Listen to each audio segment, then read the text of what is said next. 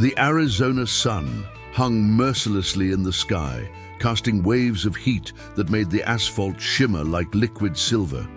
It was July 15th, and Phoenix was experiencing one of its notorious summer heat waves, with temperatures climbing past 110 degrees Fahrenheit. Derek Thompson pulled his Harley-Davidson into the Desert Rose gas station on the outskirts of the city, the rumble of his engine breaking the afternoon silence. Dust clung to his leather jacket and boots, evidence of the long ride he'd just completed from Flagstaff. Derek was a man shaped by the road. At 34 years old, his weathered face told stories of countless miles traveled, of sunrises witnessed from mountain passes, and of nights spent under star-filled skies with nothing but his motorcycle for company. His dark brown hair, streaked with premature gray at the temples, was tied back in a ponytail, and his arms bore faded tattoos. A compass rose on his right forearm, a tribute to his late father who had been a truck driver. Derek's green eyes, though weary, still held a spark of determination that life hadn't managed to extinguish. He dismounted his bike, his muscles stiff from the 3-hour ride, and stretched. The small group of bikers he rode with, the Desert Riders they called themselves, had disbanded for the week. Most had families to return to, jobs that demanded their presence. Derek had neither. He lived in a small rented room above a laundromat in Mesa, worked odd jobs as a handyman and mechanic, and spent whatever money he had left on gas and bike maintenance. It wasn't much of a life, but it was his, and it was free. As Derek filled his tank, he heard a sound that every biker dreads, the sputtering cough of a dying engine. He turned to see a silver Honda Shadow motorcycle rolling into the gas station, barely making it to the pump area before coming to a complete stop. The rider, a woman in her late 20s, removed her helmet to reveal a face filled with frustration and worry. Her blonde hair was pulled back in a practical bun, and she wore nursing scrubs under a lightweight riding jacket, blue scrubs with small cartoon hearts printed on them. No.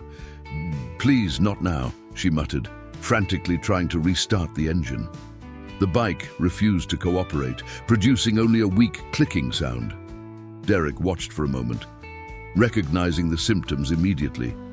He'd seen this problem dozens of times before. Something told him to mind his own business. He had his own problems, his own bills to pay, but he found himself walking over anyway.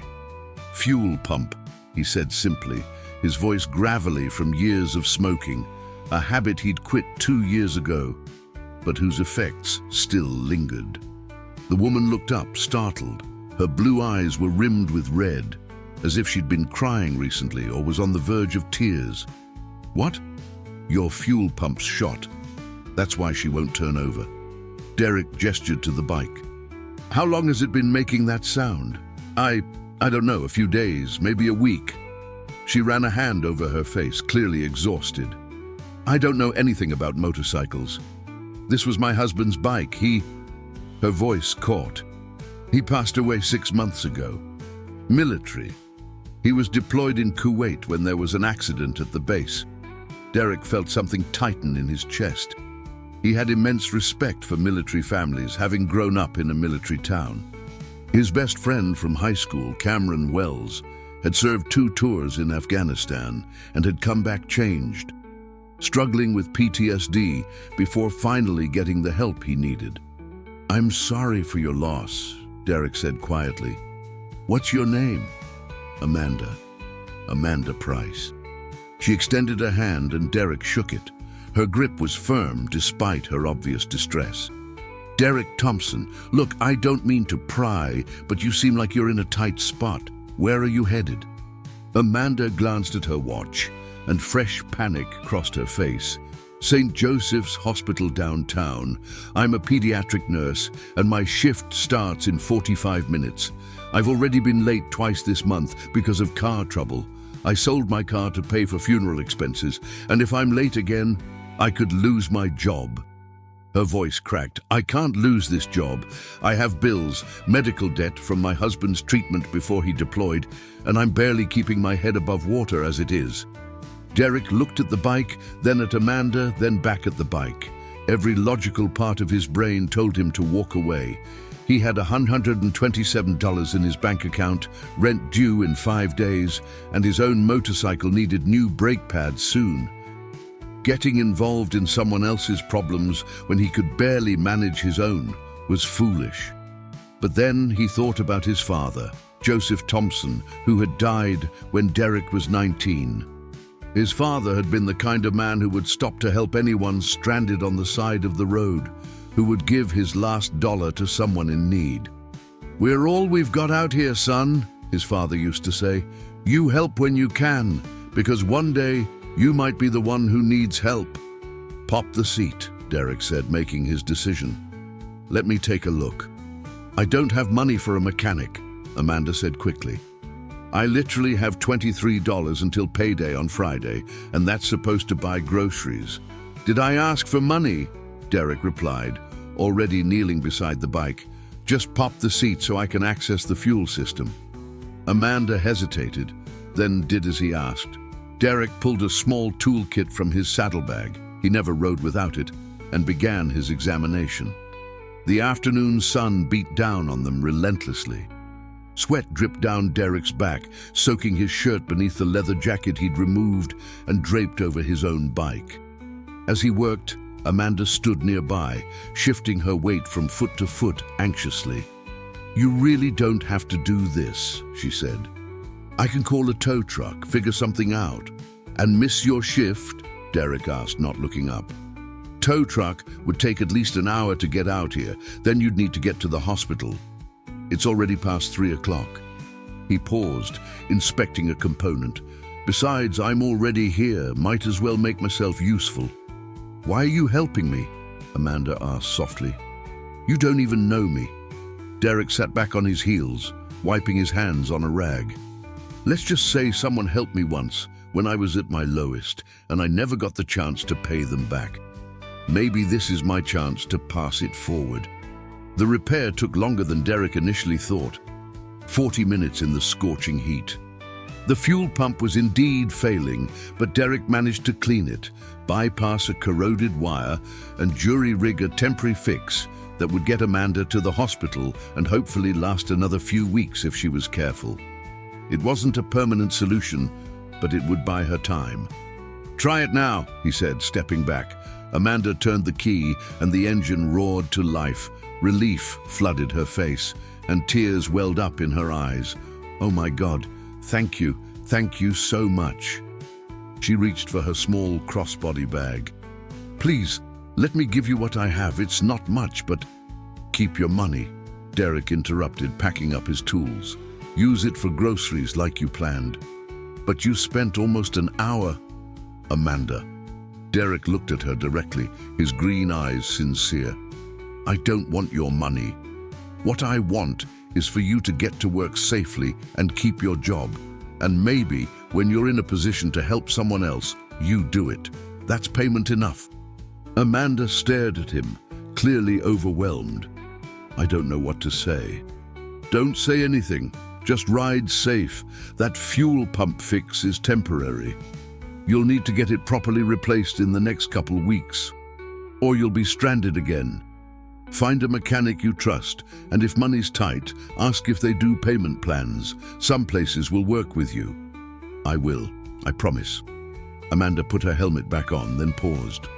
"Derek, can I at least get your phone number? In case..." "I don't know. In case there's ever anything I can do for you?" Derek hesitated. He wasn't good at accepting help, never had been. But something in Amanda's earnest expression made him reconsider. He rattled off his number, and she quickly saved it in her phone. "Thank you again," she said. "You're a good person, Derek Thompson. I hope you know that." Derek watched as Amanda Price rode out of the gas station, her bike running smoothly now. The afternoon stretched before him, empty and without direction. He had nowhere to be, no one waiting for him. He finished filling his tank, paid with the last $20 in his wallet, and headed back onto the highway. As the Phoenix skyline appeared in his rearview mirror, Derek felt a strange mixture of satisfaction and melancholy.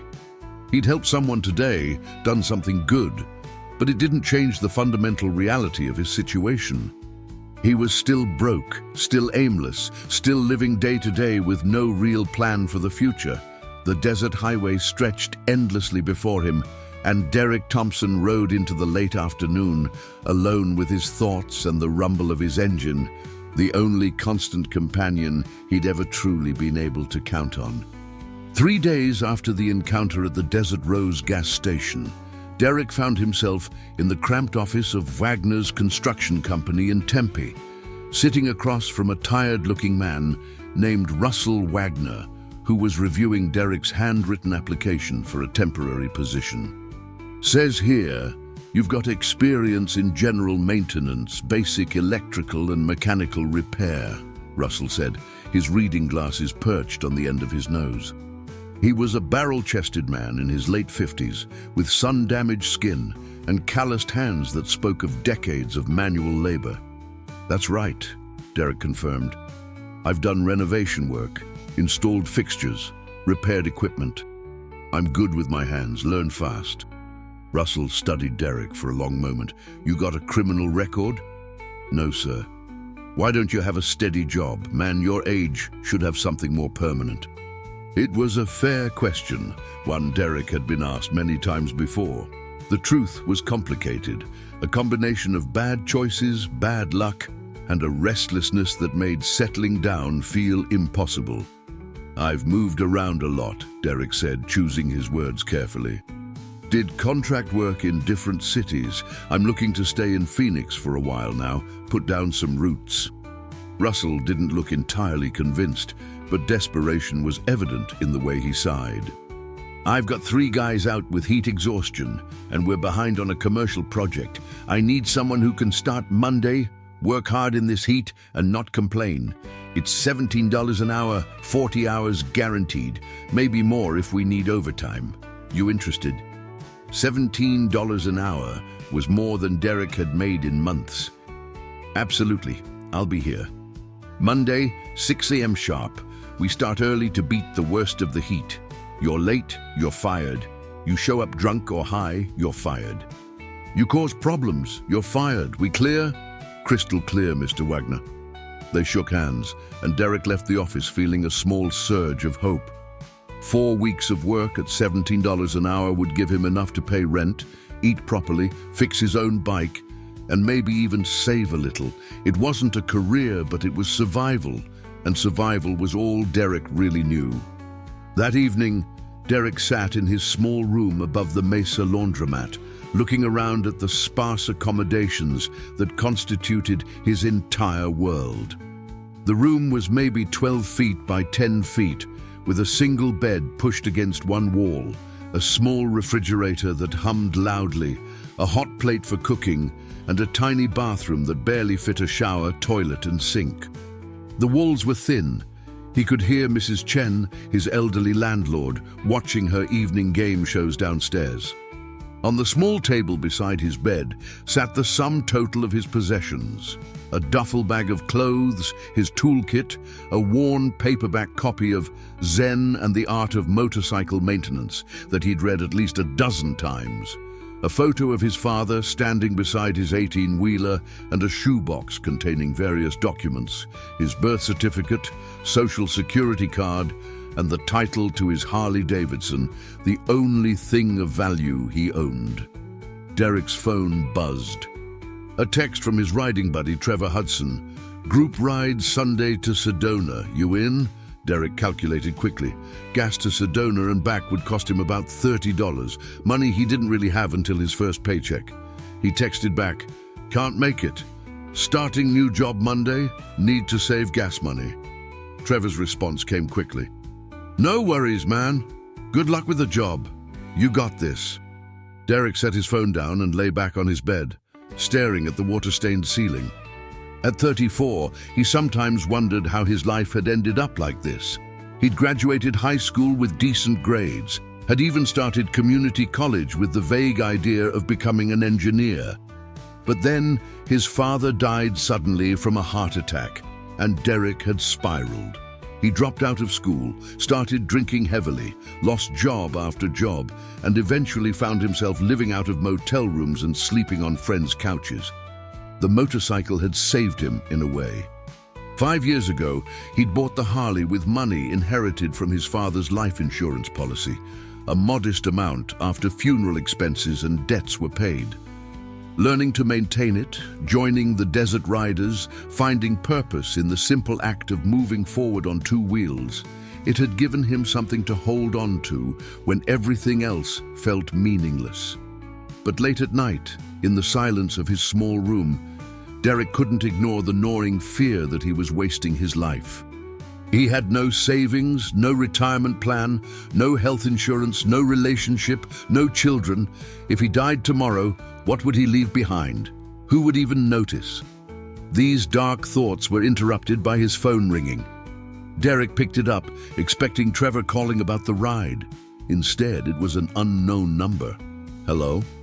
Derek, it's Amanda. Amanda Price from the gas station. Derek sat up, surprised. Amanda, hey, is everything okay? Is the bike running? The bike's fine, Amanda said quickly. It's still holding up. I actually called because, well, I wanted to thank you properly. Are you free for coffee sometime this week? My treat. I know you didn't want payment, but I'd really like to do something. Derek hesitated. He wasn't used to people following up, to kindness being reciprocated. You don't need to do that. I know I don't need to. I want to. Please? Amanda's voice was warm, insistent. I'm off on Thursday afternoon. There's a coffee shop called the Copper Cup near the hospital. Could you meet me there around 3? Something in Derek resisted. Accepting even something as small as a cup of coffee felt like admitting he needed help. But Amanda sounded genuine, and maybe it would be nice to have a conversation with someone outside his usual circle. All right, he found himself saying. Thursday at 3, the Copper Cup. Perfect. See you then, Derek, and thank you again for everything. After they hung up, Derek sat in the growing darkness of his room, not bothering to turn on the light. Thursday, he'd have worked 3 days at the construction site by then. Maybe this coffee meeting would be a nice break. Or maybe it would be awkward and uncomfortable, and he'd regret agreeing to it. Either way, it was something different, and different was something Derek's life desperately needed. The weekend passed slowly. Derek spent Saturday helping Mrs. Chen fix a broken washing machine in the laundromat. She took $20 off his rent in exchange, which helped. Sunday, he stayed in his room, reading and trying to conserve energy for the week ahead. Monday arrived with the harsh ring of his alarm at 4:45 a.m. Derek forced himself up, dressed in work clothes, drank instant coffee, and rode through the pre-dawn darkness to Wagner's construction site. Russell Wagner was already there, along with a crew of 8 other men, all looking as weathered and hardened as the desert landscape around them. "You're Thompson?" asked a Hispanic man in his 40s, extending a hand. "I'm Carlos Mendoza, site foreman. Russell says you can handle basic electrical and mechanical." "Yes, sir." "Good. We need someone to help install HVAC units in the new office complex we're building." "You know anything about HVAC?" "Basics. I can follow instructions and learn the rest." Carlos nodded approvingly. "That's all I need. Come on, I'll introduce you to the crew." The work was brutal, even starting at 6 a.m. The Arizona heat was oppressive by 9, and by noon it was nearly unbearable. Derek worked alongside a quiet man named Vincent Park, a Korean-American in his early 40s who had been in construction for 20 years. Vincent didn't talk much, but he was patient in showing Derek the proper techniques for mounting the heavy HVAC units, connecting ductwork and running electrical lines. By the time the workday ended at 3 p.m., they quit early due to the dangerous heat. Derek was completely exhausted. His muscles ached, his skin was sunburned despite the sunscreen he'd applied, and he was so dehydrated that he'd gone through 2 gallons of water. But he'd made it through day 1. Tuesday and Wednesday followed the same pattern. Wake up before dawn, work until mid-afternoon, return to his room so tired he could barely eat before collapsing into bed. The work was hard, but Derek found a strange satisfaction in it. There was something honest about physical labor, about being able to see the direct results of your effort. Thursday morning, Carlos Mendoza approached Derek during the morning break. "You're doing good work, Thompson." Russell's pleased. "You planning to stick around after this project wraps?" "I'd like to, if there's more work available." "There usually is. We're always short-handed. Keep showing up, keep working hard, and you'll have steady hours." Carlos took a long drink from his water bottle. Russell doesn't say it, but he respects guys who show up and do the work without bitching. "You're earning your place." The compliment meant more to Derek than he expected. When Thursday afternoon arrived and his shift ended, Derek rode back to his room, showered quickly in the lukewarm water. The building's water heater was ancient and barely functional, and changed into his cleanest jeans and a plain black t-shirt. He looked at himself in the small cracked mirror above the sink. His face was more tanned than it had been a week ago, and his eyes looked clearer, more alert. Having a purpose, even just a temporary construction job, was changing something in him. The Copper Cup was a small, independent coffee shop in an older part of downtown Phoenix, the kind of place with mismatched furniture, local art on the walls, and a chalkboard menu featuring drinks with names like Desert Sunrise and Prickly Pear Latte. Derek arrived a few minutes early and ordered a regular black coffee, $2.50, which he counted out in quarters and dimes from his pocket. He chose a table near the window and waited, suddenly feeling nervous. What would they even talk about? He barely knew Amanda. This might be incredibly awkward, but when Amanda arrived at exactly 3 o'clock, her face lit up with a genuine smile that immediately put Derek at ease. She wore casual clothes, jeans and a light blue blouse, and looked more rested than she had at the gas station.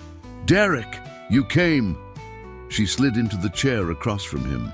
"I wasn't sure you would." "I said I would," Derek replied with a slight smile. Amanda ordered a cappuccino, and when the barista brought it over, she turned her full attention to Derek. "So I wanted you to know that because of you, I made it to work on time that day. And my supervisor actually complimented me on my performance that week. It sounds small, but it meant everything. I was so close to losing everything." "You got the bike fixed properly?" Derek asked. "I did. I found a mechanic who let me do a payment plan. It cost $300 for a new fuel pump and installation, but I'm paying $50 a month. Your temporary fix lasted long enough to buy me time." Amanda's expression grew more serious. "Derek, can I ask you something personal?" "Sure. Why do you live the way you do?" "I don't mean that judgmentally," she added quickly, "but you clearly have skills. You're intelligent, you're kind. Why temporary jobs and living on the edge?" Derek was quiet for a long moment, considering how much to share. "I wasn't always like this," he finally said. "After my dad died, I kind of fell apart, made bad choices, burned bridges. By the time I got my act together, stopped drinking, got serious about working, I'd already lost years. No college degree, no references from long-term jobs, no safety net. So I take what I can get and try to keep moving forward." "That's not an easy path," Amanda said softly. "No," Derek agreed, "but it's mine. And lately I've been thinking maybe it's time to change it. I started a construction job Monday. It's temporary, but the foreman says there might be steady work if I prove myself. That's more stability than I've had in years." "That's wonderful." Amanda's enthusiasm was genuine. "You deserve that stability, Derek." They talked for over an hour. Amanda shared her own story, meeting her husband Michael Price in college, his decision to join the army, their struggles with deployment and separation, his death in a vehicle accident at a military base in Kuwait, and her subsequent financial and emotional struggles. She spoke about her work in pediatric nursing, how seeing sick children fight for their lives every day gave her perspective on her own problems. "The kids I work with, some of them are facing things no child should face," Amanda said, her voice thick with emotion. "Cancer, genetic disorders, traumatic injuries, but they keep fighting, they keep smiling. It reminds me that no matter how hard things get, there's always a reason to keep going." Derek found himself sharing more than he had with anyone in years. He talked about his father, about his time with the desert riders, about the strange freedom of life on a motorcycle where every day was uncertain, but every mile was your own choice. When they finally left the coffee shop, the sun was beginning its descent, painting the Phoenix sky in shades of orange and purple. They stood beside their motorcycles in the parking lot, both somehow reluctant for the conversation to end. "Thank you for coming," Amanda said. "This meant a lot to me. Thank you for the coffee, and for seeing me as more than just some drifter." Amanda reached out and squeezed his hand briefly. "You're not a drifter, Derek. You're someone who's been through hard times and is still standing. That takes strength." She paused. "Can we do this again sometime? Just coffee and conversation? I don't have many friends here and you're easy to talk to." "I'd like that," Derek said, and he meant it. As he rode back to Mesa that evening, the warm wind rushing past him, Derek felt something he hadn't felt in a long time. Hope. Not the desperate hope of someone waiting for their luck to change, but the solid, grounded hope of someone who was starting to believe that maybe, just maybe, things could actually get better. He had no way of knowing that in less than 2 weeks, everything would fall apart in ways he couldn't possibly imagine, and that the simple act of fixing a stranger's motorcycle would set in motion a series of events that would change his entire life. For now, though, Derek Thompson rode through the desert evening, allowing himself to believe that tomorrow might be better than today. The morning of July 29th started like any other. Derek woke at 4:45 a.m., went through his routine and arrived at the Wagner construction site by 5:50 a.m.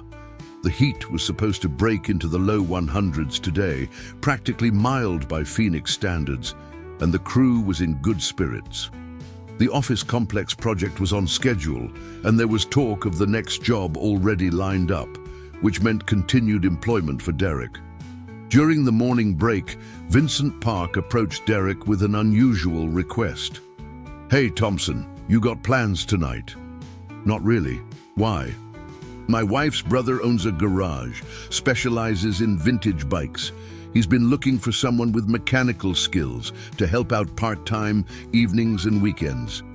Pays cash, $15 an hour. You interested?" Derek felt a surge of excitement. Between the construction job and evening work at a garage, he could actually start saving money, maybe even get ahead for the first time in years. "Absolutely. Can you get me his contact info?"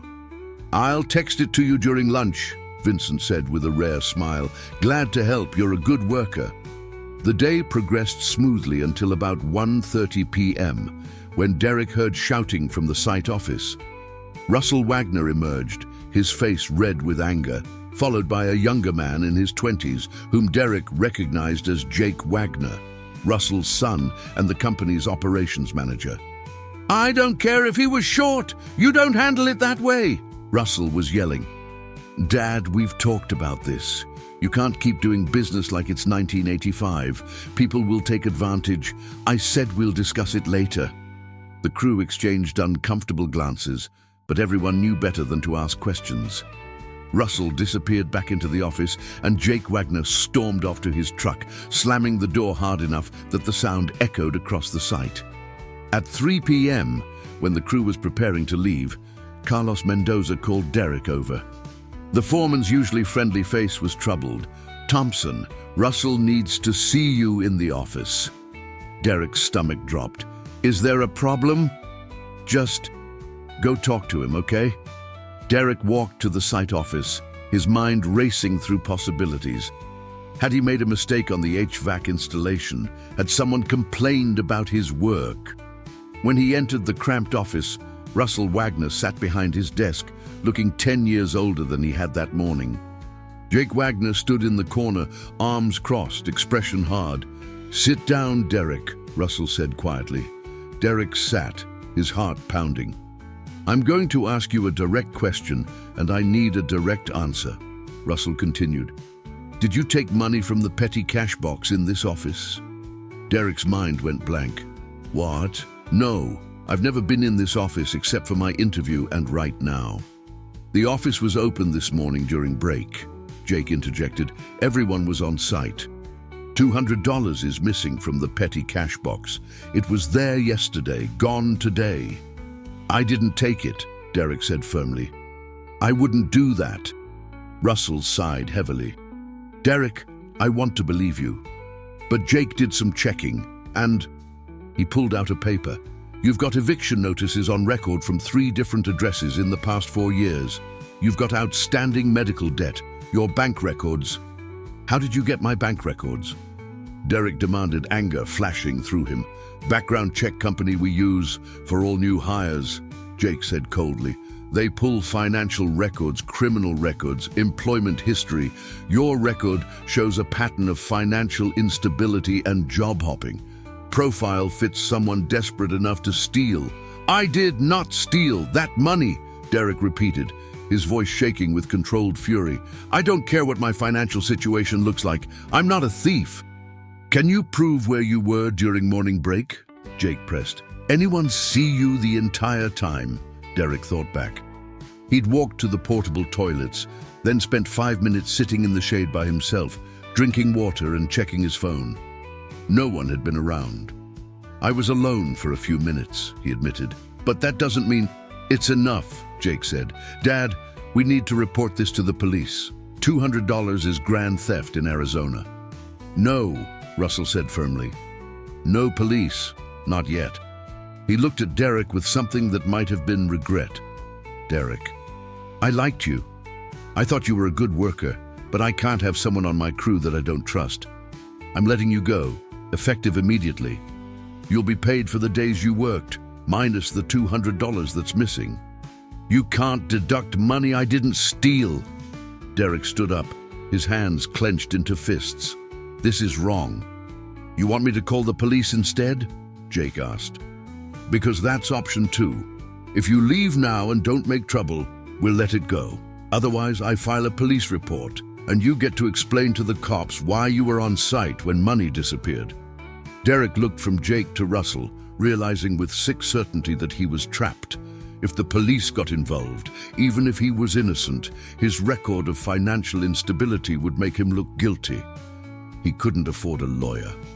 He'd be arrested, probably convicted based on circumstantial evidence. His life would be completely destroyed. "This is bullshit," Derek said quietly. "I needed this job. I did good work, and I didn't take your money." "I'm sorry," Russell said, and he actually sounded like he meant it. "But I have to protect my business." Derek left the office in a daze. Carlos Mendoza was waiting outside, his face sympathetic. "Derek, man, I'm sorry. For what it's worth, I don't think you did it." "Then who did?" Derek asked bitterly. Carlos glanced toward where Jake Wagner was getting into his truck. He didn't say anything, but his expression spoke volumes. Derek understood immediately. Jake Wagner had taken the money, probably to cover some personal expense, and had pinned it on the newest, most vulnerable member of the crew. And there was nothing Derek could do about it without making things worse. He collected his tools, got on his motorcycle, and rode back to Mesa in a fog of shock and anger. 4 days of work, less $200 he didn't steal, meant he'd made less than $300 total. After gas, food, and other expenses, he had maybe $200 left. Rent was due in 3 days, and he was $50 short. When Derek walked into the laundromat, Mrs. Chen was at the front counter, folding clothes. She took one look at his face, and her expression softened. "Bad day, Derek." "Lost my job," he said flatly. "Oh no, I'm sorry. She hesitated. Rent is due Saturday. I know, I'm short. I'll figure something out. Derek, you're a good tenant. You're quiet, you help with repairs, but I have bills too. If you can't pay Saturday, I'll have to start eviction process. Building owner is very strict about this. Derek nodded numbly. I understand. He climbed the stairs to his room, shut the door, and sat on his bed. For the first time in years, Derek felt the crushing weight of complete defeat. He'd been working so hard to build something, to move forward, and in one morning, it had all collapsed. He was back to where he'd started, worse actually, because now he had a reputation as a thief, which would make finding any job in Phoenix construction nearly impossible. His phone rang. It was Vincent Park. For a moment, Derek considered not answering, but he picked up. Hello? Thompson. My brother-in-law wants to meet you tomorrow evening. His garage is in Scottsdale. Can you make it around 6? The garage job. For a brief moment, hope flickered. Vincent, I need to tell you something. Russell fired me today. They accused me of stealing, and I didn't do it, but I know, Vincent interrupted. Carlos told me. I don't believe you did it for what it's worth. Jake Wagner has a gambling problem. Everyone knows it, but Russell won't see it. You got screwed, man. Then your brother-in-law probably won't want to hire me. Let me worry about that. Gerald Chen is a good judge of character. Just meet with him tomorrow, okay? 6 p.m. Chen's Classic Motorcycles on Scottsdale Road. Can't hurt to try.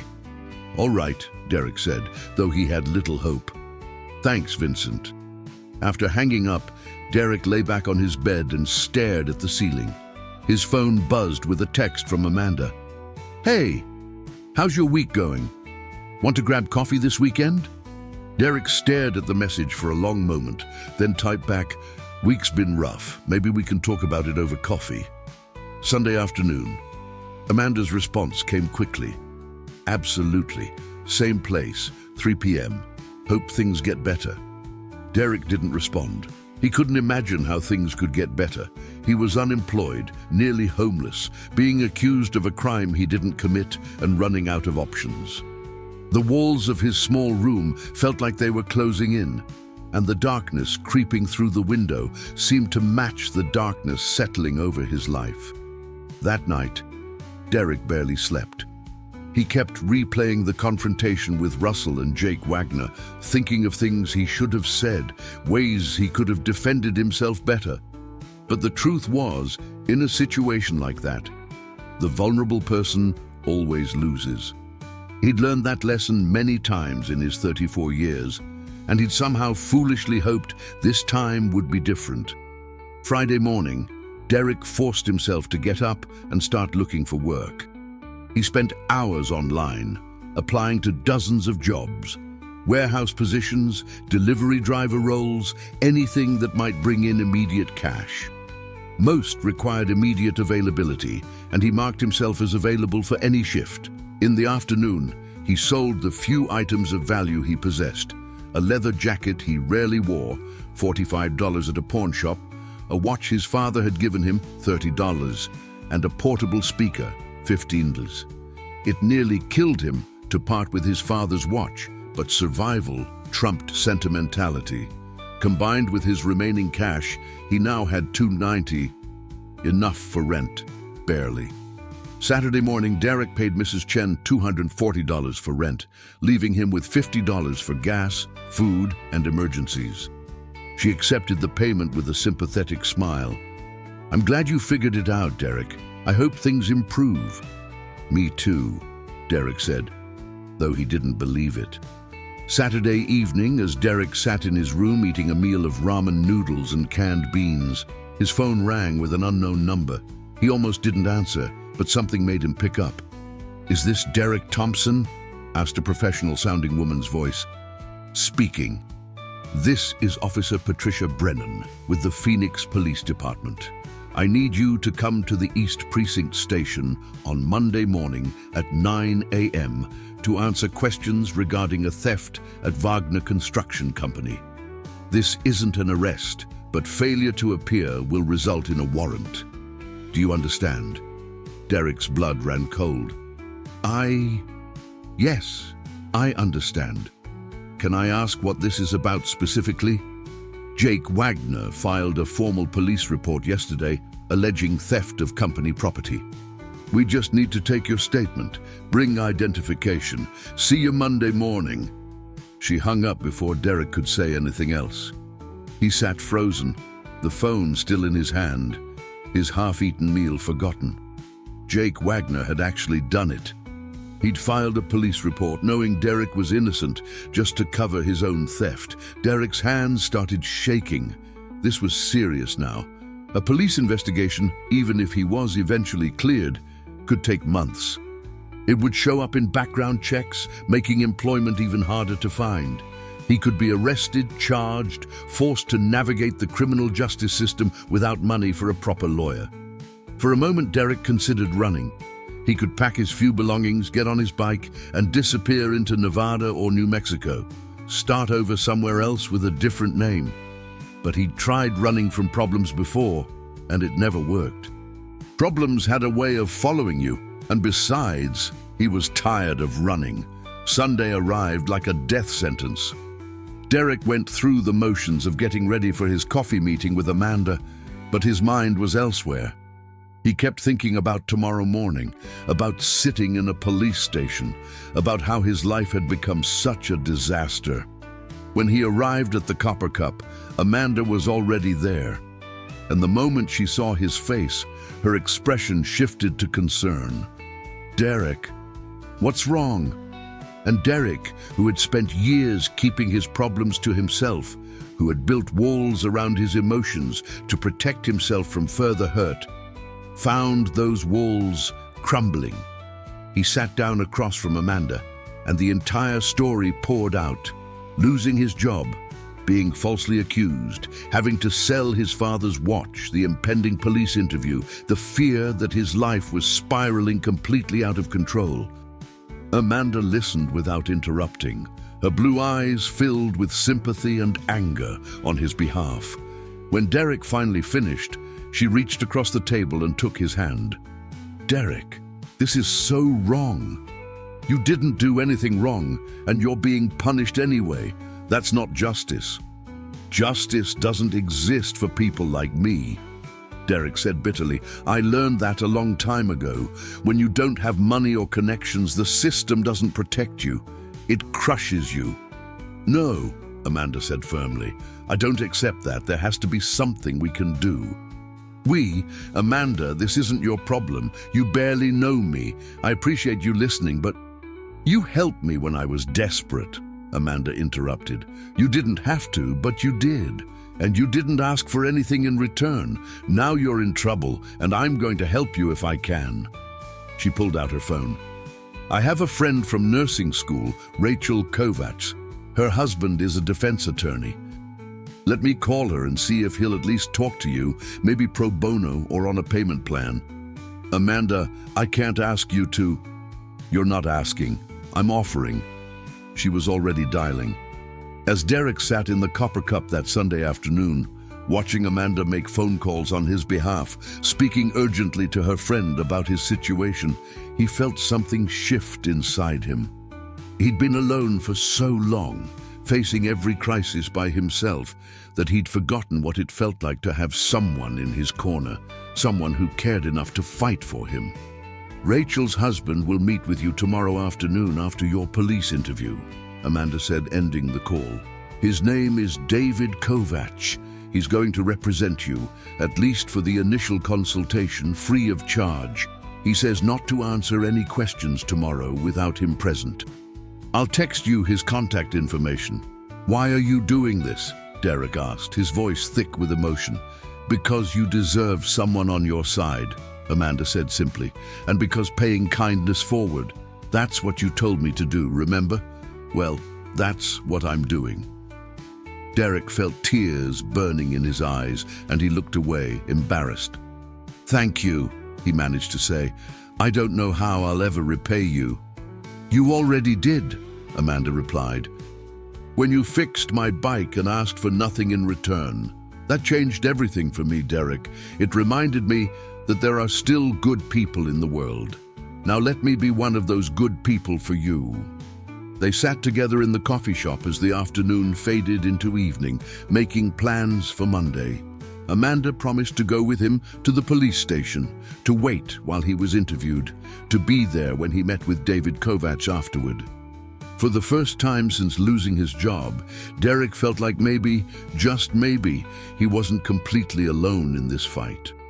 As they left the coffee shop and stood in the parking lot beside their motorcycles, the Phoenix sky darkening to deep purple, Amanda gave Derek a quick, tight hug. "It's going to be okay," she said. "We'll figure this out together." Derek wanted to believe her, but as he rode back to Mesa that evening, the fear still gnawed at him. Tomorrow, he would sit across from police officers and try to prove his innocence of a crime he didn't commit. He would face a system that was rigged against people like him, people without resources or power. But at least now he wouldn't face it alone. And somehow, that made all the difference. Monday morning arrived with a cloudless sky and the promise of another scorching day. Derek woke at 7, his stomach churning with anxiety. He dressed in his best clothes, a pair of khaki pants without stains and a button-down shirt he reserved for interviews, and tried to eat breakfast, but managed only coffee. His hands trembled as he locked his door and headed downstairs. Amanda was waiting for him in the laundromat parking lot, leaning against her Honda Shadow. She wore professional clothes, slacks and a blouse, and held 2 cups of coffee. "Thought you might need this," she said, handing him one. "You didn't have to come," Derek said, though he was profoundly grateful she had. "I know, but I'm here anyway. Let's go." They rode together to the East Precinct station, a squat concrete building that seemed designed to intimidate. Inside, the air conditioning was almost aggressive in its intensity, a sharp contrast to the heat outside. Derek approached the front desk, his mouth dry, and gave his name to the officer on duty. "Have a seat." "Someone will be with you shortly," the officer said without looking up. They sat on hard plastic chairs in the waiting area. Amanda texted someone on her phone while Derek tried to control his breathing. 20 minutes passed, then 30. Finally, a woman in plain clothes emerged from a door marked "Detectives." "Derek Thompson?" She was in her 40s, with short dark hair and an expression that gave nothing away. "I'm Detective Patricia Brennan. Come with me, please." Derek stood, and Amanda immediately stood with him.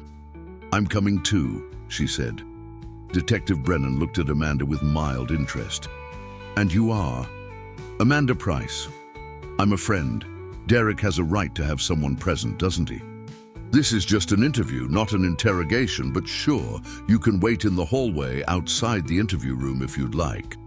Detective Brennan's tone suggested she didn't care either way. They followed her through a maze of corridors to a small, windowless room with a table and 4 chairs. Derek sat on one side, Detective Brennan on the other. A recording device sat on the table between them. "Before we start," Derek said, his voice steadier than he felt, "I've been advised not to answer questions without an attorney present." Detective Brennan's eyebrows rose slightly. "You've already got legal representation?" That was fast. She leaned back in her chair, studying him. "Look, Mr. Thompson, I'm going to be straight with you. I've reviewed Jake Wagner's statement and your employment records. On paper, you look like a good suspect. Financial problems, access to the office, no alibi for the time in question. But something about this case doesn't sit right with me." Derek blinked, surprised. "What do you mean?" "I've been doing this job for 18 years. I've interviewed hundreds of thieves. You don't act like someone who's guilty. You act like someone who's scared because he's innocent and knows how bad this looks." She turned off the recording device. "Off the record, and this conversation never happened. I did some digging into Jake Wagner. He's got a history: gambling debts, late payments, financial red flags. 3 months ago, he settled a lawsuit from a business partner who accused him of embezzling funds. It was settled out of court, terms sealed. Derek's heart was pounding. So you think he took the money and blamed me? I think it's a strong possibility, but thinking it and proving it are two different things. Detective Brennan sighed. Here's my problem. Without concrete evidence, this becomes a he said situation, and unfortunately, Jake Wagner has an established business reputation and family connections in the Phoenix construction community. You're a temporary worker with a transient history.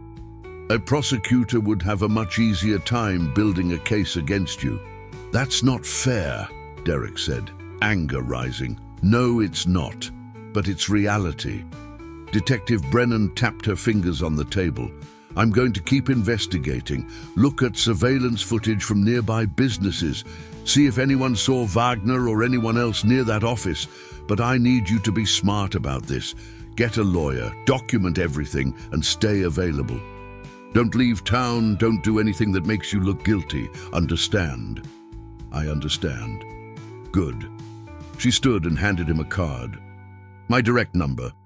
If you remember anything that might help your case, call me immediately. When Derek emerged from the interview room, Amanda was pacing in the hallway.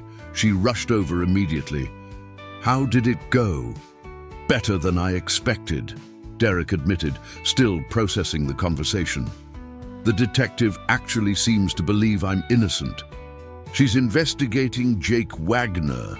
Relief flooded Amanda's face. Thank God. Okay, we need to meet with David Kovacs at 2 p.m. He's at his office in Tempe. Let's get lunch first. You need to eat something. They went to a small Mexican restaurant near the precinct. Derek found that his appetite had returned slightly now that the police interview was over. As they ate, Amanda asked questions about the case, taking notes on her phone like she was preparing for a medical procedure. We need a strategy, she said. David will help with the legal side, but we should also think about character witnesses, anyone who can testify to your integrity.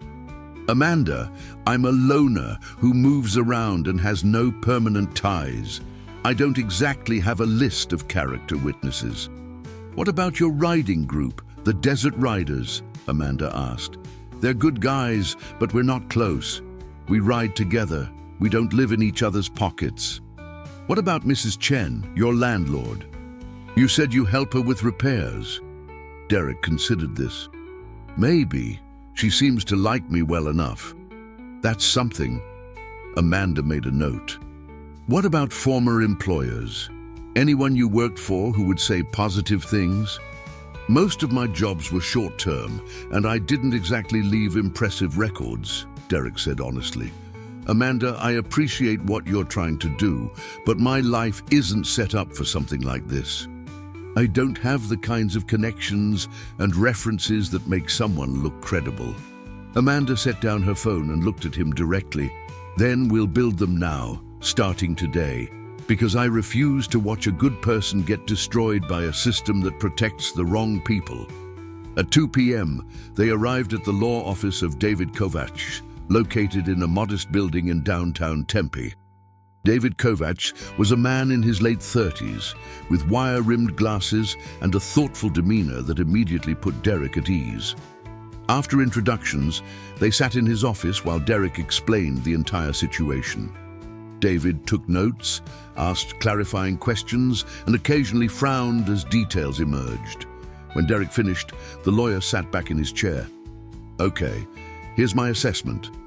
The good news is that without physical evidence, fingerprints, surveillance footage, witnesses, the case against you is entirely circumstantial. The bad news is that circumstantial cases succeed all the time, especially when the defendant fits a certain profile. Which I do, Derek said bitterly. Unfortunately, yes. But Detective Brennan's interest in investigating Jake Wagner is a very good sign. If she finds evidence that he took the money, this all goes away. David pulled out a legal pad. In the meantime, here's what we do. First, I'm officially representing you as of today. Any communication from police or prosecutors goes through me. Second, we start building your defense proactively. Character witnesses, documentation of your work history, anything that shows you're a person of integrity.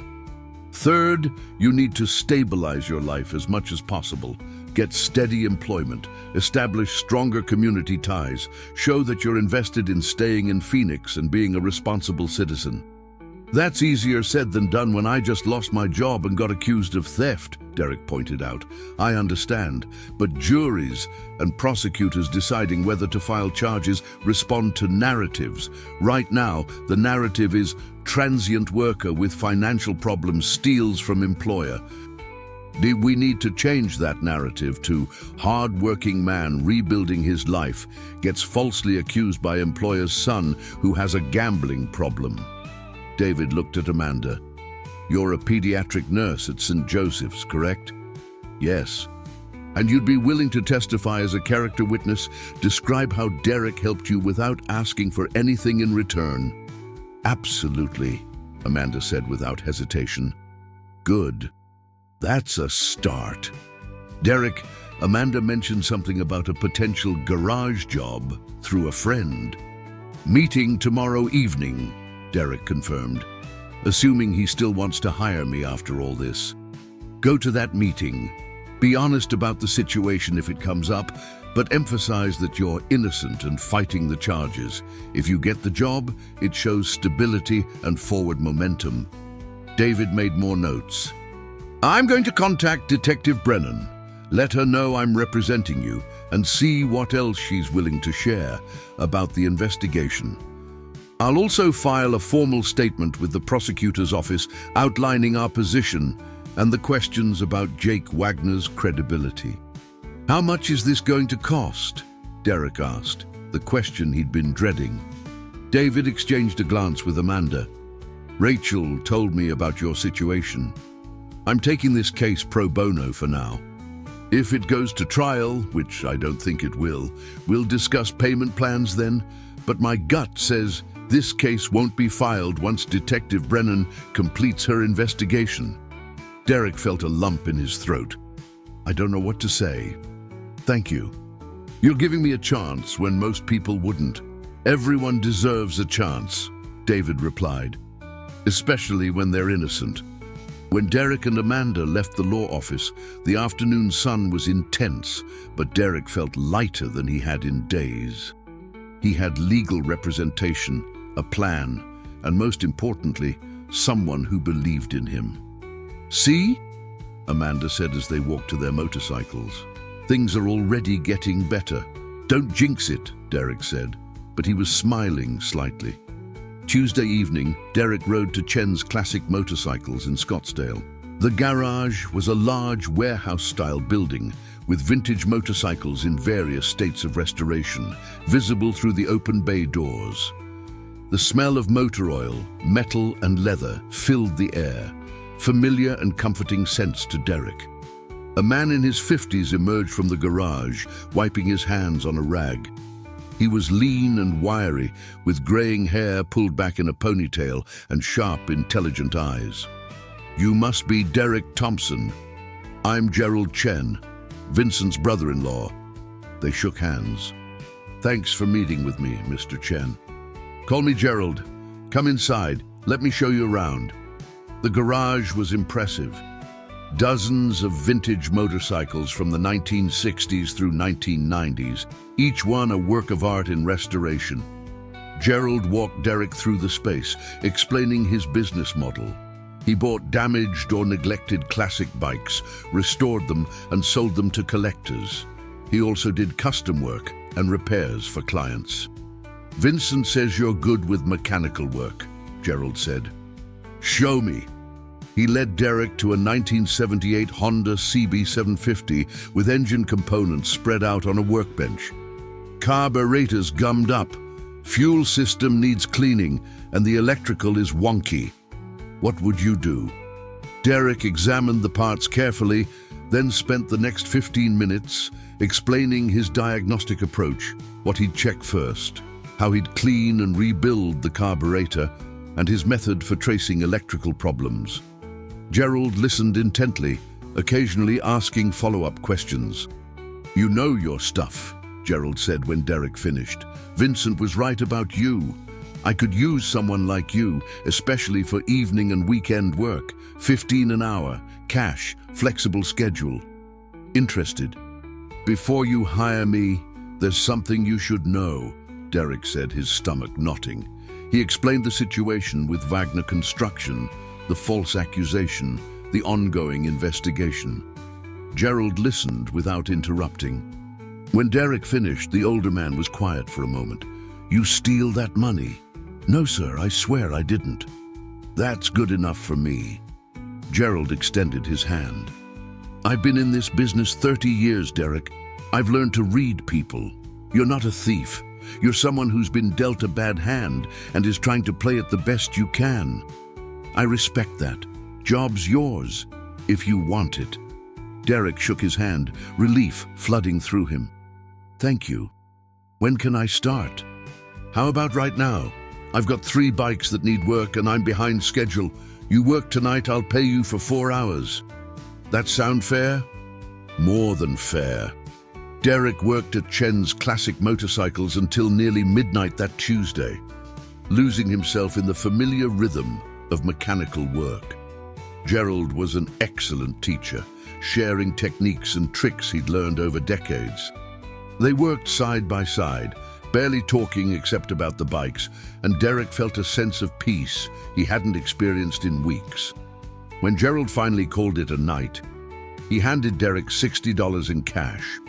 "Same time Thursday, and maybe Saturday afternoon if you're available."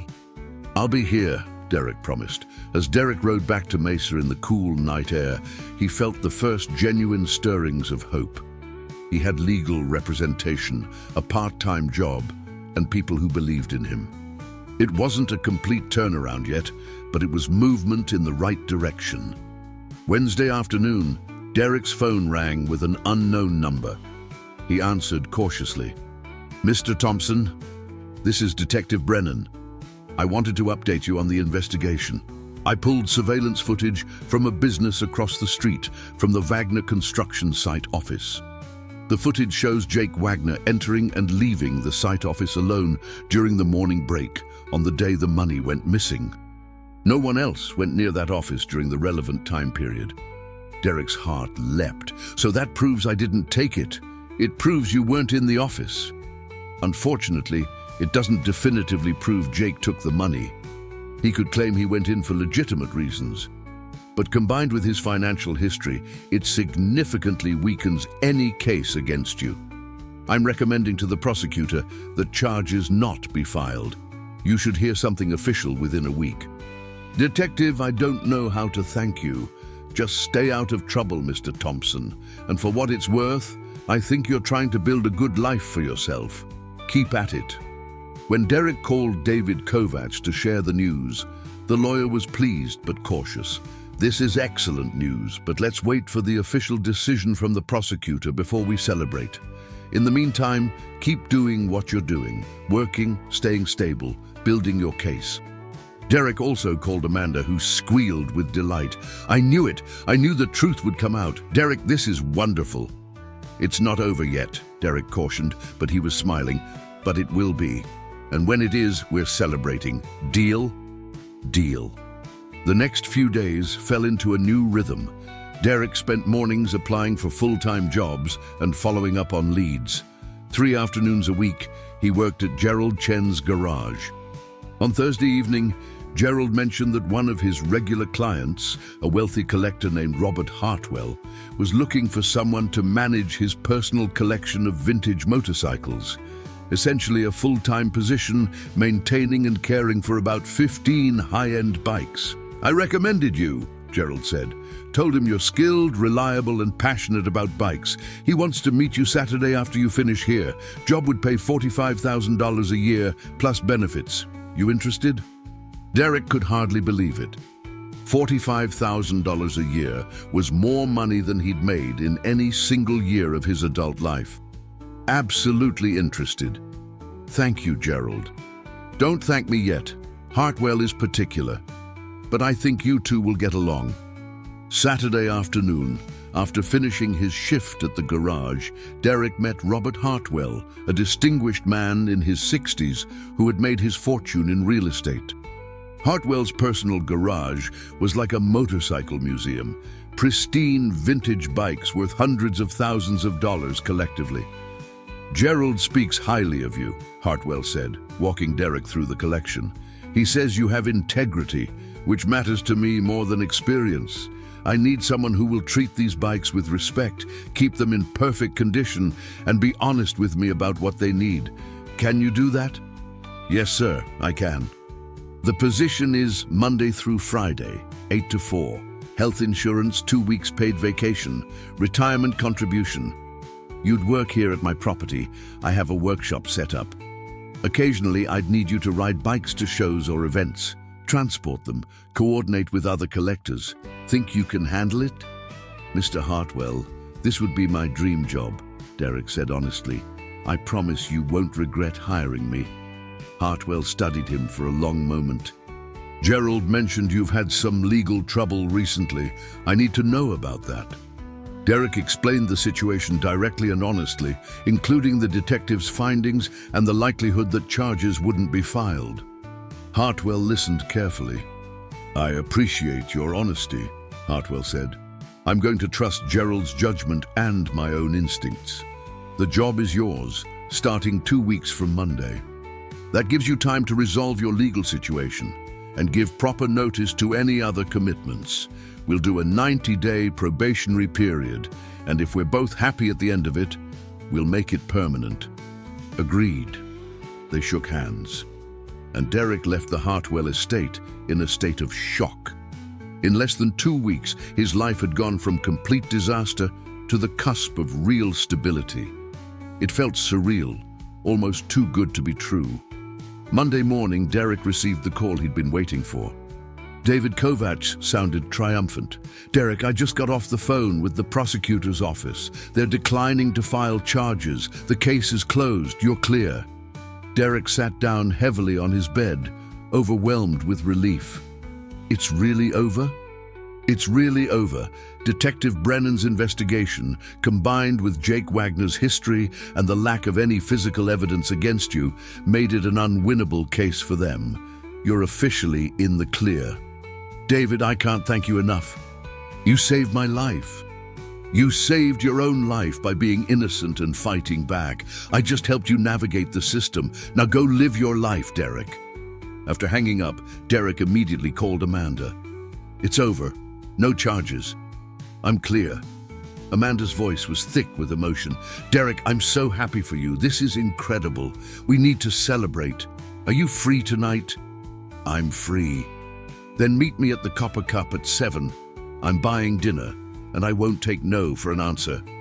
That evening, Derek and Amanda sat at the Copper Cup, not in their usual spot, but at a larger table because Amanda had invited others: Rachel Kovacs and her husband David, Vincent Park and his wife, and Gerald Chen. It was a small celebration, but it felt significant to Derek. These were people who had believed in him, helped him, given him chances when he had nothing. "I want to propose a toast," Amanda said, raising her glass. "To Derek Thompson, who showed me kindness when I needed it most, and who proved that good people still exist in this world. May your new job bring you everything you deserve." "To Derek," everyone echoed. As the evening continued, Derek felt something he hadn't felt in years, a sense of belonging. These people weren't just acquaintances or temporary connections. They were becoming friends, maybe even something like family. Later, after the others had left, Derek and Amanda sat outside in the parking lot, talking beside their motorcycles as had become their habit. "You know what the crazy thing is?" Derek said. "A month ago, if someone had told me that fixing a stranger's motorcycle would lead to all of this, I never would have believed them." "That's the thing about kindness," Amanda said. "You never know how far it will ripple. You helped me without expecting anything in return.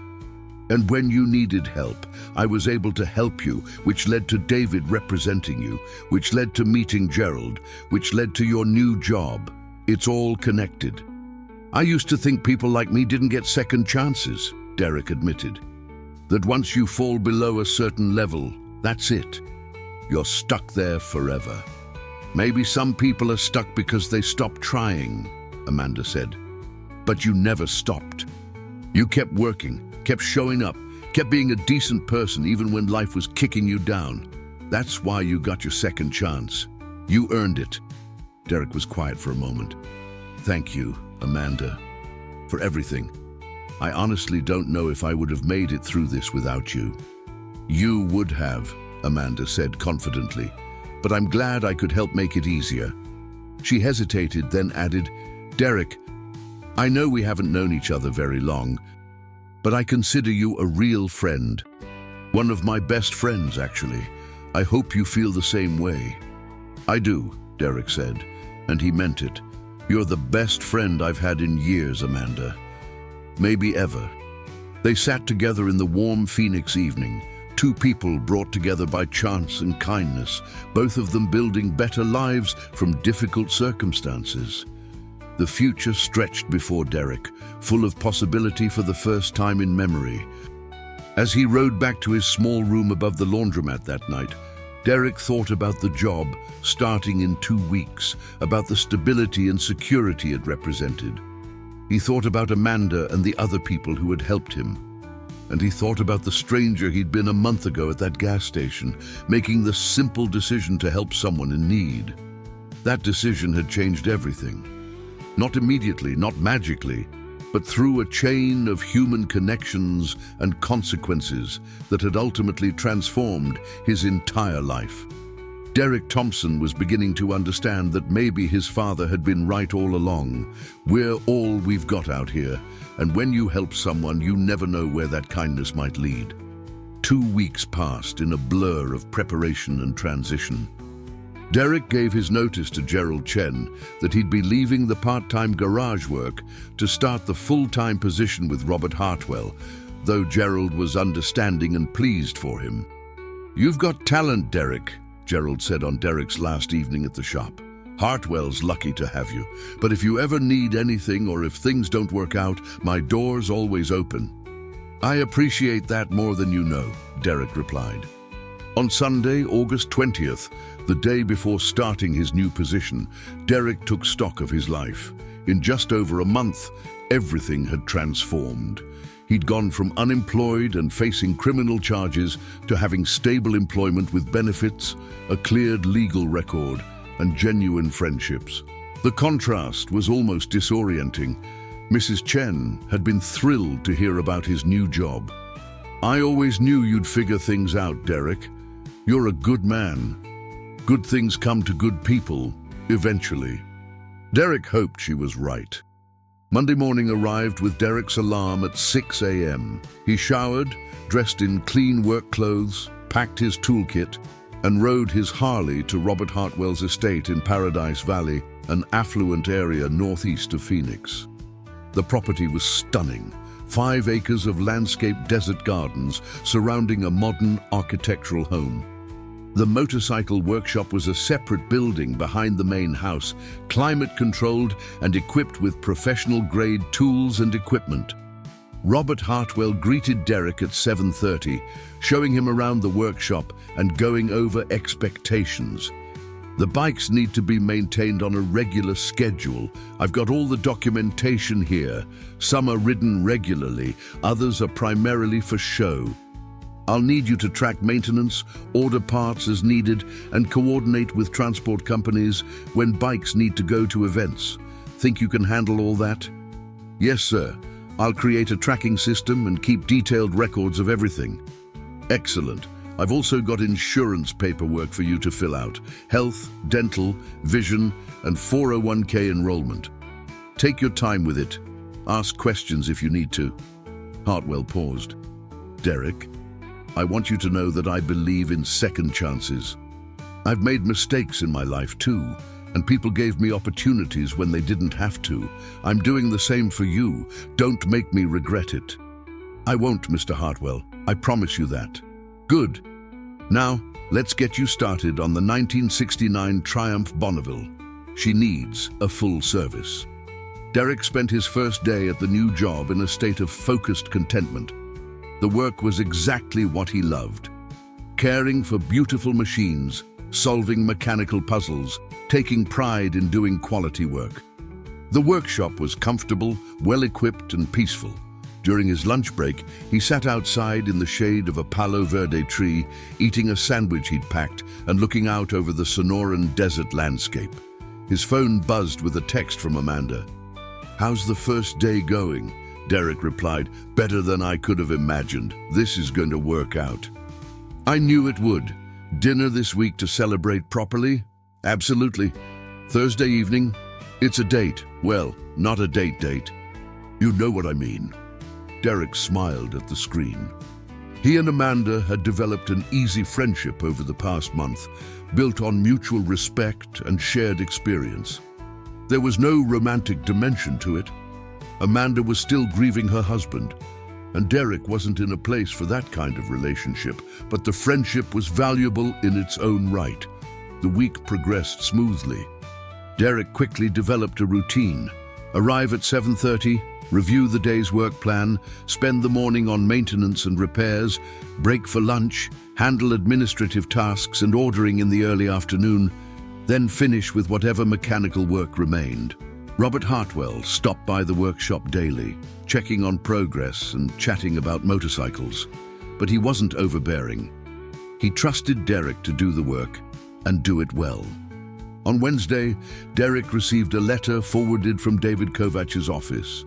It was an official notification from the Maricopa County Attorney's Office, formally declining to prosecute the Wagner construction case due to insufficient evidence and credibility concerns about the primary witness. The letter closed the matter permanently. Derek read it 3 times, letting the reality sink in. It was truly over. No charges, no criminal record, no shadow hanging over his future. He was free and clear. Thursday evening, Derek met Amanda at a nicer restaurant than the Copper Cup, a steakhouse Amanda had suggested to properly celebrate. They sat in a comfortable booth, and Derek noticed how much lighter Amanda seemed. The strain and worry that had been visible in her face a month ago had eased considerably. "How's the bike running?" Derek asked. "Perfectly. The new fuel pump made all the difference. I haven't had a single problem since." Amanda smiled. "How are you adjusting to the new job?" "It's incredible. I keep waiting for something to go wrong, for it to fall apart, but it just keeps being good." "Is this what normal people feel like? Having stability?" Amanda laughed. "I think so. Though I'm not sure what normal really means. We're all just trying to figure it out." She grew more serious. "Derek, I've been thinking about something. You changed my life by helping me that day at the gas station. And then you changed it again by being someone worth helping when I needed to pay that kindness forward. You made me believe in people again. After losing Michael, left me feeling so isolated and alone." "You did the same for me," Derek said quietly. "I'd forgotten what it felt like to have someone care what happened to me, to have a real friend. You reminded me that I'm not alone in the world." "We're not alone," Amanda corrected gently. "Neither of us. We've got each other, and we've got the other people we've connected with. That's what community is, right? People who show up for each other." Over dinner, they talked about their plans for the future. Amanda was considering taking additional certification courses to advance her nursing career. Derek mentioned that Robert Hartwell had hinted at possibly expanding Derek's role to include managing acquisitions of new bikes for the collection, which would involve travel to auctions and private sales. "That sounds exciting," Amanda said. "Are you ready for that kind of responsibility?" "A month ago, I would have said no," Derek admitted. "But now, I think I am. I feel like I'm finally becoming the person I was supposed to be all along.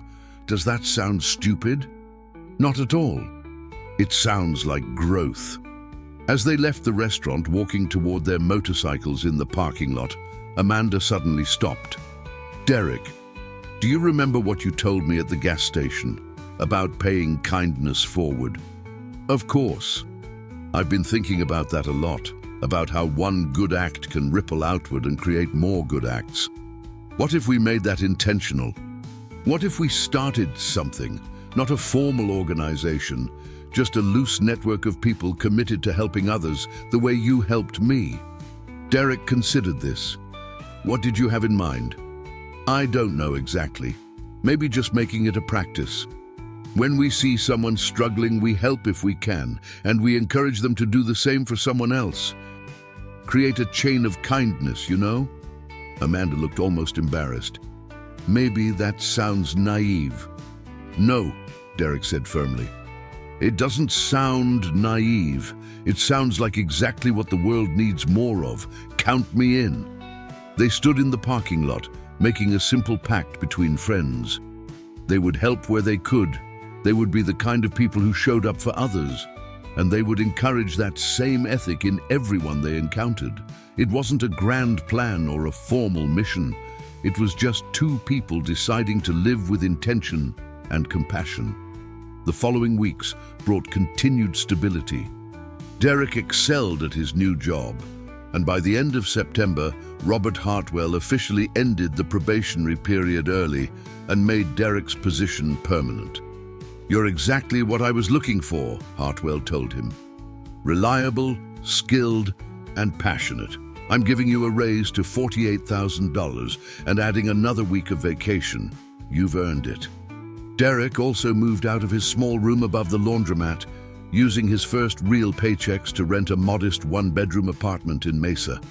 It wasn't fancy, just a small unit in an older complex, but it had a full kitchen, a proper living room, and space to breathe. Mrs. Chen was sorry to see him go, but happy for his progress. You come back and visit, she insisted. And if you ever need help with anything, you ask. You're like grandson to me now. Derek promised he would. In October, Derek reconnected with his riding group, the Desert Riders. He'd been too busy and too broke to ride with them for months, but now he showed up for a Saturday run to Sedona. His friends were amazed by his transformation. Man, you look different, Trevor Hudson said. Like more solid, grounded. What happened? Derek told the story, the encounter with Amanda, the false accusation, the legal battle, the new job, all of it. The group listened with rapt attention. That's insane, said another rider, a woman named Christina Barnes. So you helped some random person and it ended up saving your life? In a roundabout way, yeah, Derek agreed. But it wasn't magic or fate or anything like that. It was just people helping people, human connections making a difference. Still pretty amazing, Trevor said. Most people wouldn't have stopped to help. Maybe more people would if they realized how much it matters, Derek replied. That evening, riding back from Sedona with the Desert Riders, Derek felt a profound sense of peace. The desert highway stretched endlessly before him, the setting sun painting the sky in brilliant oranges and purples. His Harley ran smoothly.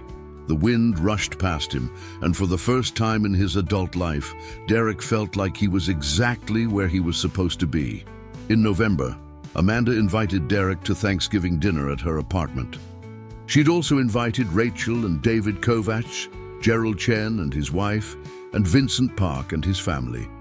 It was a small gathering, but warm and genuine. I wanted to spend today with the people who matter most to me, Amanda said, as they sat around her table, a modest but delicious meal spread before them. A year ago, I was alone, drowning in grief and debt, feeling like I had nothing to be thankful for. Today, I have friends, stability, and hope. Derek, you started that change. And I want everyone here to know how grateful I am. I think we're all grateful, Rachel Kovach added. Derek, you brought out the best in all of us. You reminded us why we do what we do, why David takes pro bono cases, why Gerald gives people chances, why Vincent vouches for people. You reminded us that helping others matters. Derek felt emotion tightening his throat. I'm the one who should be grateful. 6 months ago, I was living day to day with no hope of anything better. You all changed that. You gave me chances I didn't deserve and believed in me when I'd stopped believing in myself. You did deserve it, Amanda said firmly. That's what you need to understand, Derek.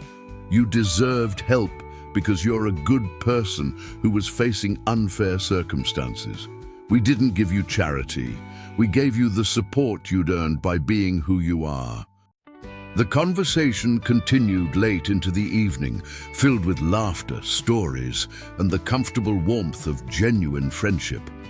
As Derek helped Amanda clean up after everyone else had left, she mentioned something that caught his attention. "I've been talking to the hospital about starting a program," she said, washing dishes while Derek dried.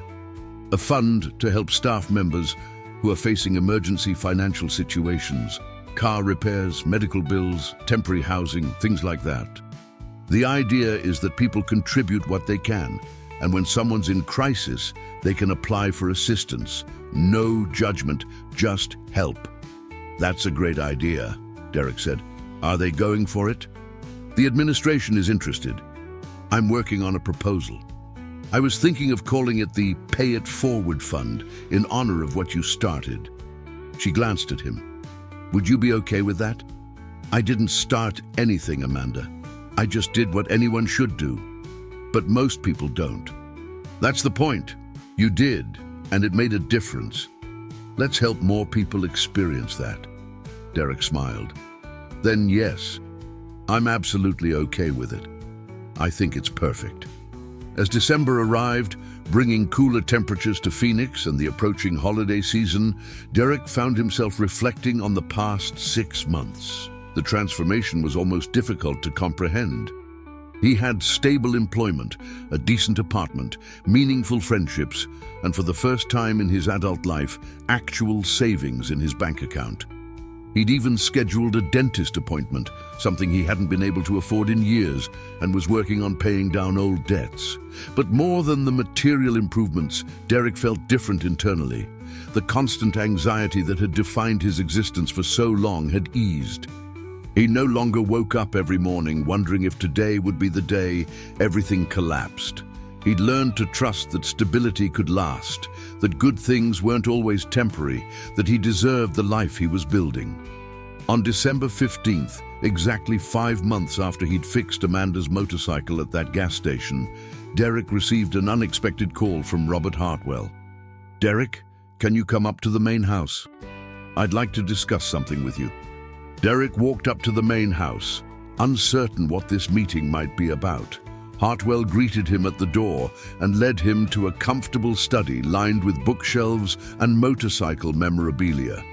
"Derek, I've been very pleased with your work these past few months," Hartwell began. "You've exceeded every expectation. The bikes have never been better maintained. Your organizational systems are excellent, and clients I've introduced you to have all commented on your professionalism and knowledge." "Thank you, sir. I enjoy the work." "I know you do, and it shows. That's why I want to expand your role." Hartwell pulled out a document. "I'm planning to open a small museum and showroom for vintage motorcycles, a public space where collectors and enthusiasts can view rare bikes, attend events, and connect with the community. I want you to manage it. You'd oversee the collection, coordinate events, handle acquisitions, and work with other collectors. It would mean a significant raise, $65,000 to start, and a much bigger role. What do you think?" Derek was stunned. $65,000 was more money than he'd ever imagined earning. "Mr. Hartwell, I don't know what to say. Are you sure I'm qualified for something like this?" "Derek, technical skills can be taught. Passion, integrity, and dedication can't. You have those qualities, and they're far more valuable. I trust you to represent my collection and my reputation. So yes, I'm sure." Hartwell extended his hand. "The museum won't open until spring, which gives you time to prepare. Are you interested?" Derek shook Hartwell's hand, his mind reeling. "Yes, absolutely yes. Thank you, Mr. Hartwell. I won't let you down. I know you won't." That evening, Derek called Amanda to share the news.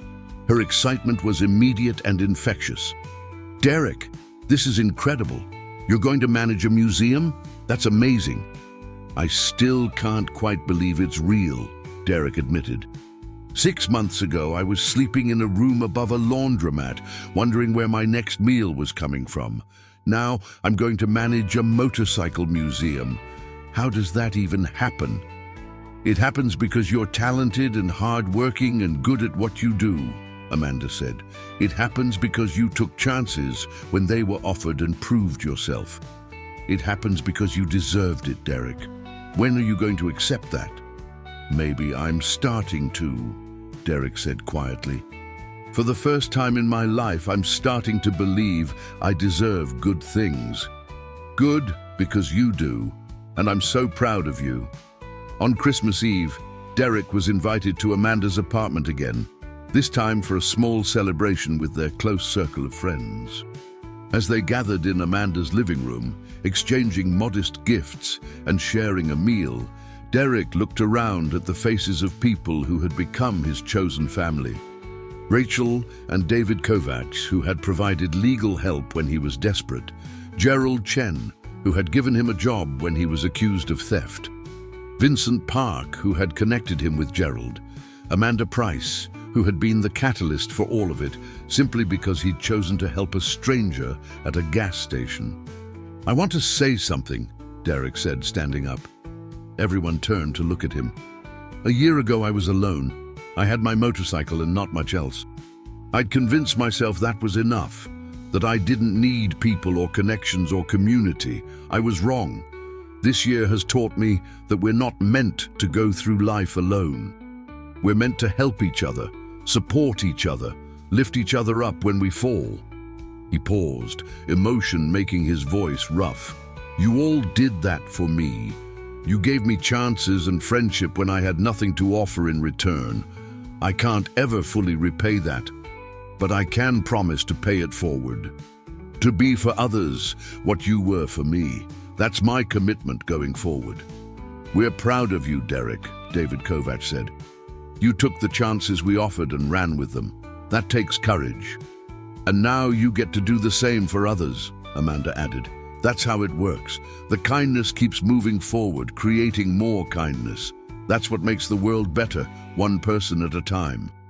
Later, after the others had left and Derek was helping Amanda clean up, she pulled out a small wrapped package. I got you something, just a small thing, but I thought you'd appreciate it. Derek opened it to find a photograph in a simple frame. It showed him at the gas station that July day, bent over Amanda's motorcycle, tools spread around him, completely focused on the repair work. Amanda must have taken it with her phone without him noticing. I wanted you to have a reminder, Amanda explained, of the moment that changed both of our lives. The moment you chose kindness over indifference. That's who you are, Derek. Never forget that. Derek stared at the photo, memories of that hot July afternoon flooding back. He'd been broke, aimless, and uncertain about his future. He'd had every reason to keep riding, to mind his own business, to protect his limited resources. But he'd stopped anyway.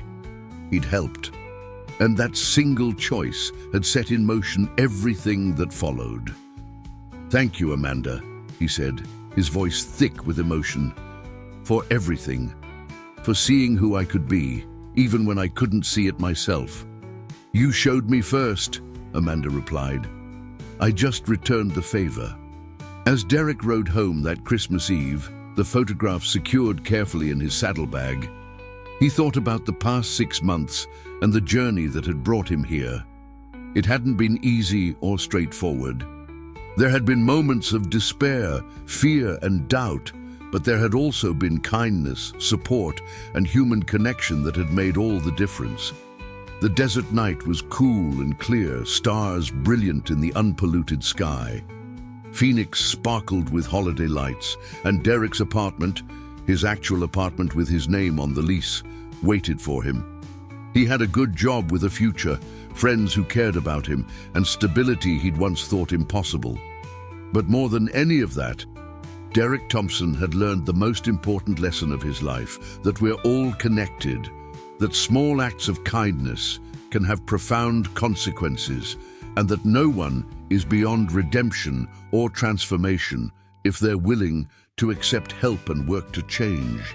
He'd been a biker who fixed a stranger's motorcycle for free on a hot July afternoon. 1 month later, his life had changed forever. Not through magic or luck or divine intervention, but through the simple power of human kindness rippling outward through a community of people who chose to help each other. As Derek pulled into his apartment complex parking lot, he looked up at the stars and thought of his father, Joseph Thompson, who had always believed in helping others, who had taught his son that we're all we've got out here. His father had been right all along. Derek Thompson was no longer a drifter moving aimlessly through life.